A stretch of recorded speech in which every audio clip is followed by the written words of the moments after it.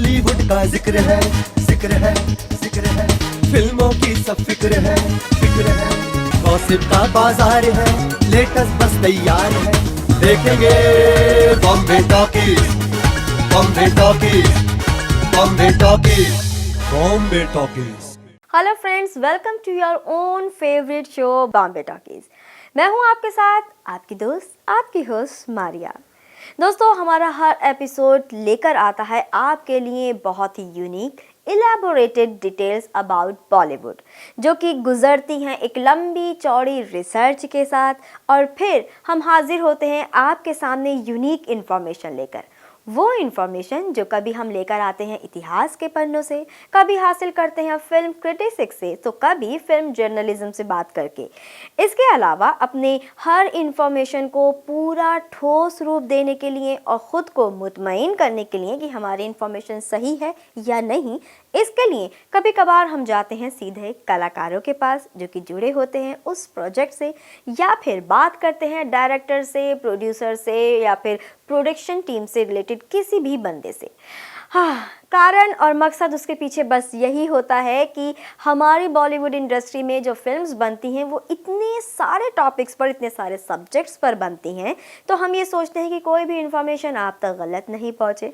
जैसा कि मैंने अभी आपको रिपीट किया कि हमारी इंडस्ट्री में बहुत सारे टॉपिक्स पर फिल्म्स बनती हैं। मिसाल के तौर पर रोमांटिक फिल्म्स, ट्रेजेडी पर फिल्म्स, हिस्टोरिकल मूवीज़, कभी कभार रोमांटिक और हिस्टोरिकल दोनों मूवीज़ बनती हैं। इसी तरह से हमने सोचा कि कुछ टॉपिक्स ऐसे भी हैं जो इन टॉपिक्स से थोड़ा हटके हैं। रोमांटिक फिल्म्स के बारे में हम डिस्कशन कर चुके हैं, कॉमेडी फिल्म्स के बारे में भी हम डिस्कशन कर चुके हैं, हिस्टोरिकल मूवीज़ के बारे में भी हम आपको बहुत सारी बातें बता चुके हैं।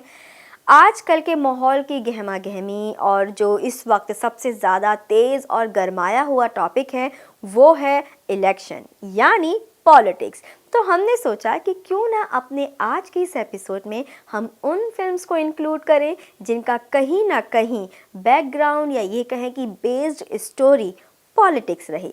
जी हाँ, आज के इस एपिसोड में हम आपको ऐसी ही फिल्म्स के बारे में बताएंगे।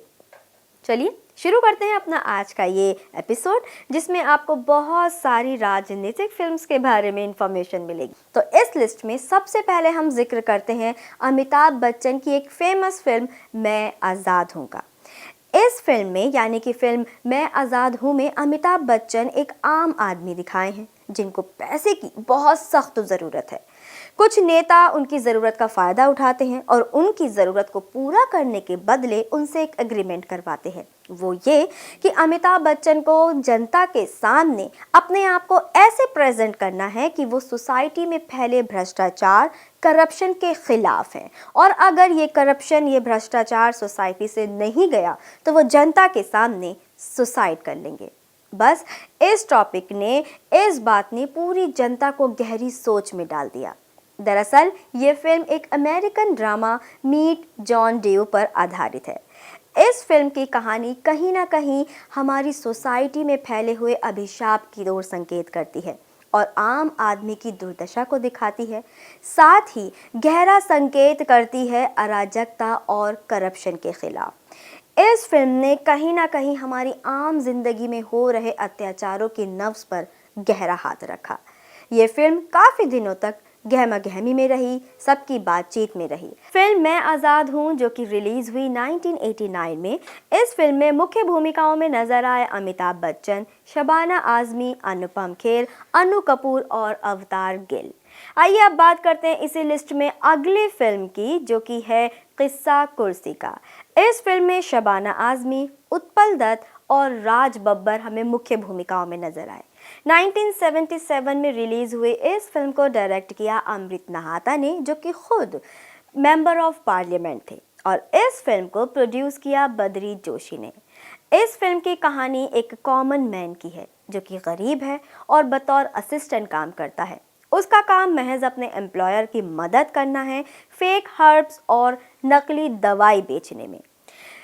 भ्रष्टाचार, करप्शन की गिरफ्त में ये आदमी यानी गंगाराम इतना ज़्यादा फंस जाता है कि इसके मालिक इसको ये आइडिया देते हैं कि वो इलेक्शन में खड़ा हो और पूरी मदद की जाती है। फाइनली मीरा और गोपाल की मदद से वो इलेक्शन में खड़ा होता है। प्रेसिडेंट के तौर पर इलेक्ट किया जाता है और उसके बाद शुरू होते हैं असली राजनीतिक खेल, दांव-पेच और सत्ता का लालच। अपने समय में काफ़ी चर्चा में रही ये फिल्म। तो इस लिस्ट में आइए अब बात करते हैं फिल्म आंधी की। Highly controversial and probably the best known Hindi movie on politics. इस फिल्म में संजीव कुमार और सुचित्रा सेन ने अपनी सबसे बेहतरीन परफॉर्मेंस दी। इस फिल्म में कहीं ना कहीं एक पॉलिटिकल माहौल और किस तरह से हस्बैंड वाइफ के बीच में तकरार आती है, ये थीम रहा इस फिल्म का। इस फिल्म को 1975 की इमरजेंसी पीरियड के दौरान बैन कर दिया गया था, लेकिन फिर 2 साल बाद इसे क्लियर कर दिया गया और यहाँ तक कि नेशनल टेलीविजन पर इस फिल्म को दिखाया भी गया। आरती देवी का किरदार जो कि सुचित्रा सेन ने इस फिल्म में किया है, दरअसल पहले विजंती माला को ऑफर किया गया था, लेकिन किन्हीं वजूहात के चलते विजंती माला ने इस रोल को करने से इनकार कर दिया। इस फिल्म में आर.डी. बर्मन और गुलजार की बेस्ट कंपोजिशंस भी हैं। फिल्म आंधी को कुल 7 फिल्म फेयर अवार्ड से भी नवाजा गया, जिसमें best film, best actor, best actresses के अवार्ड भी शामिल थे। इस फिल्म के 2 गीत तुम आ गए हो और तेरे बिना जिंदगी से हर दिल अजीज गीत है। ये गीत आज भी इतने फेमस हैं कि जब आज भी लोग इसे सुनते हैं तो मंत्रमुग्ध हो जाते हैं, दिल को थाम लेते हैं। ये ऐसे गीत हैं जो कि हमारे दिलों को गहराई तक छूते हैं। इस फिल्म में संजीव साहब ने आरती देवी यानी सुचित्रा सेन के पति का रोल बड़ी ही मैच्योरिटी के साथ या यूँ कहें कि बड़ी ही सहजता से निभाया। आइए अब बात करते हैं इसी मुद्दे, इसी थीम पर बनी हमारी अगली फिल्म मेरे अपने की, जिसे डायरेक्ट किया गुलजार साहब ने। और इस फिल्म में मुख्य भूमिकाओं में नजर आए विनोद खन्ना, शत्रुघ्न सिन्हा और मीना कुमारी। दरअसल ये फिल्म की कहानी है एक बूढ़ी विधवा की, जिसको पर्दे पर अभिनीत किया मशहूर अदाकारा मीना कुमारी ने, जो कि मोहल्ले में रहती हैं और उस मोहल्ले के सभी लोग उन्हें प्यार से नानी माँ बुलाते हैं। इसी मोहल्ले में अक्सर गैंग वॉर भी चलती रहती है, जिसके 2 मुख्य युवा नेता हैं श्याम और छेनू, और इन किरदारों को निभाया विनोद खन्ना और शत्रुघ्न सिन्हा ने। दरअसल ये दोनों युवा नेता एक कठपुतली बन जाते हैं लालची मतलबी लोकल पॉलिटिशियंस के हाथों की, जो समय समय पर अपने मतलब के लिए इनका इस्तेमाल करते हैं। इस फिल्म को काफ़ी तारीफें मिली क्योंकि इस फिल्म ने उस समय के ग्राउंड लेवल के पॉलिटिकल सीन्स को बड़े ही अच्छे ढंग से दिखाया। इस लिस्ट में आइए जिक्र करते हैं मेरी खुद की one of the favourite movies Nayak की। जी हाँ, इस फिल्म में अनिल कपूर, रानी मुखर्जी, परेश रावल और अमरीश पुरी अपने बेहतरीन परफॉर्मेंस का मुजाहिरा करते नजर आए। जी हाँ, इस फिल्म की लाइन रही यानी कि मेन स्टोरी, मेन थीम रही पॉलिटिक्स और कहीं ना कहीं करप्शन। किस तरह से एक सीधा साधा लेकिन ईमानदार जर्नलिस्ट सीएम बन जाता है और किस तरह से करप्ट सीएम यानी अमरीश पुरी को गद्दी से हटाकर लाखों करोड़ों जनता के दिलों पे राज करता है और धीरे धीरे सोसाइटी से करप्शन यानी भ्रष्टाचार को पूरी तरह से मिटा देता है। तब वो सोसाइटी बनकर आती है एक करप्शन फ्री सोसाइटी के तौर पर। इस फिल्म में रानी मुखर्जी अनिल कपूर के अपोजिट नजर आई और ये फिल्म हर दिल अजीज बन गई। एक ऐसी ही फिल्म रही फिल्म युवा। जी हाँ, आपको याद होगा बहुत सारे एक्टर, बहुत सारी एक्ट्रेसेस और बेहतरीन गाने, बेहतरीन म्यूजिक, ज़बरदस्त स्टोरी लाइन लिए इस फिल्म युवा ने काफ़ी वाहवाही बटोरी। ये फिल्म हिंदी और तमिल दोनों में बनी। इस फिल्म में हमारी भारतीय राजनीति में युवाओं को शामिल करने की ज़रूरत को दिखाया गया है। साथ ही राजनीति में क्रांति कितनी ज़रूरी है इस चीज़ को भी बखूबी दर्शाया गया है, बखूबी फिल्माया गया है।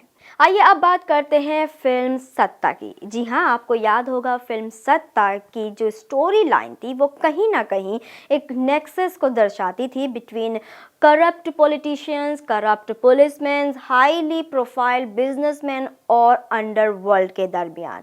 इस फिल्म को डायरेक्ट किया मधुर भंडारकर ने। इस फिल्म में मुख्य भूमिकाओं में हमें नजर आई रवीना टंडन, अतुल कुलकर्णी और गोविंद नामदेव। इसी तरह की एक और फिल्म आई हुतुतु, जो कि कमर्शियल सिनेमा में होते हुए भी थोड़ी हटकर फिल्म लाइन थी। इस फिल्म को डायरेक्ट किया गुलजार साहब ने। फिल्म हुतुतु में मुख्य भूमिकाओं में नजर आए तब्बू, नाना पाटेकर और सुनील शेट्टी। इस फिल्म में दिखाया गया है कि किस तरह से यूथ फ्रस्ट्रेट हो चुकी है करप्शन को लेकर। वो देखना चाहते हैं कि उनकी सोसाइटी आखिरकार कब करप्शन से मुक्त होगी। एज डायरेक्टर गुलजार साहब की ये आखिरी फिल्म मानी जाती है। आइए अब बात करते हैं फिल्म गुलाल की। इस फिल्म में राजस्थान राज्य की स्टूडेंट पॉलिटिक्स को बड़े ही अनोखे ढंग से दिखाया गया है। इस फिल्म के बाद डायरेक्टर अनुराग कश्यप का नाम बेहतरीन डायरेक्टर की फिल्म में दर्ज किया गया। इस फिल्म की मुख्य भूमिका में नजर आए के मेनन। यूँ तो दोस्तों हम बहुत सारी ऐसे फिल्म्स के बारे में जानते हैं जिनकी थीम रही पॉलिटिक्स और आपको बता भी सकते हैं, लेकिन वक्त के हाथों हम थोड़ा मजबूर हो जाते हैं। लेकिन जाते जाते जहां हमने इतनी सारी बेहतरीन फिल्म्स का जिक्र किया है, हम 2010 में रिलीज़ हुई फिल्म राजनीति को भला कैसे भूल सकते हैं। जी हाँ, इस फिल्म में एक ऐसी थीम रही जो कहीं ना कहीं हमें महाभारत की याद दिलाती है। जी हाँ, प्रकाश झा निर्देशित इस फिल्म ने बॉक्स ऑफिस पर खूब धूम मचाई। इस फिल्म में रणबीर कपूर, कैटरीना कैफ हमें मेन भूमिकाओं में नजर आए। इस फिल्म के गीत भी अच्छे लगे, स्टोरी लाइन भी अच्छी लगी और जिस तरह से डायरेक्शन की गई है वो भी बेहतरीन रही। मैंने सोचा जाने से पहले एटलीस्ट इस खूबसूरत फिल्म का जिक्र करना तो बनता ही है। फिलहाल दोस्तों आज के एपिसोड में बस इतना ही। अगले एपिसोड में फिर आपकी खिदमत में हाजिर होंगे नए टॉपिक के साथ, नए इन्फॉर्मेशन के साथ, नए गीतों के साथ और नई बातों के साथ। तब तक हमारा इंतज़ार कीजिए और अपना ख्याल रखिए। नमस्कार।